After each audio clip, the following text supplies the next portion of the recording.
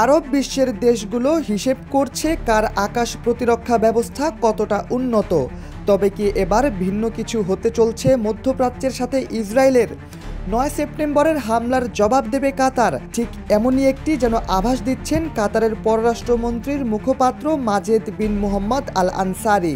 জাতিসংঘের নিরাপত্তা পরিষদের বৈঠকে দেশটি জানিয়ে দিয়েছে, ফের কোনো হামলা কাতারের দিকে অগ্রসর হলে এর জবাব দেওয়া হবে। ২৪ সেপ্টেম্বর এক প্রতিবেদনে এ তথ্য জানিয়েছে পাকিস্তানের শামা টিভি। মোহাম্মদ আনসারি জানিয়েছেন, কাতার স্পষ্টভাবে বলতে চায় যে সার্বভৌমত্বের ওপর আঘাতের জবাব দেওয়া হবে।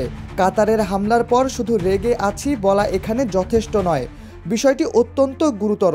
শুধু নিজেদের অবস্থান পরিষ্কার করা নয়, মুখপাত্র আরও জানিয়েছেন, হামলার জবাব দেওয়ার জন্য আন্তর্জাতিক অংশীদারদের সঙ্গে সমন্বয় করা হচ্ছে। এজন্য বিশ্বের বন্ধু রাষ্ট্রদের সঙ্গে যোগাযোগ রাখা হচ্ছে।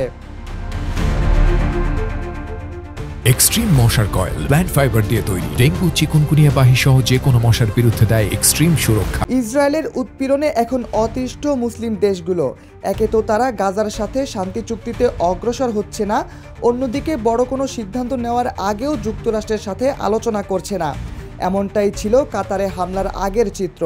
কাতারে মার্কিন ঘাঁটি থাকা সত্ত্বেও ইসরায়েলের হামলার শিকার হয়। তখন বিশ্লেষকরা অনেকেই প্রশ্ন তুলেছেন, তাহলে মুসলিম দেশগুলোর নিরাপত্তা আসলে কোথায়?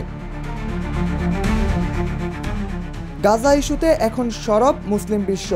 নেতানিয়াহুর সাথে ট্রাম্পের ভালো সম্পর্ক কমে আসার পরও কোনো সুফল বয়ে আসেনি গাজার জন্য। ইসরায়েল এখন চাইছে সব এক হাতে নিয়ে এগোতে, এমনটাই মত রাজনৈতিক বিশ্লেষকদের।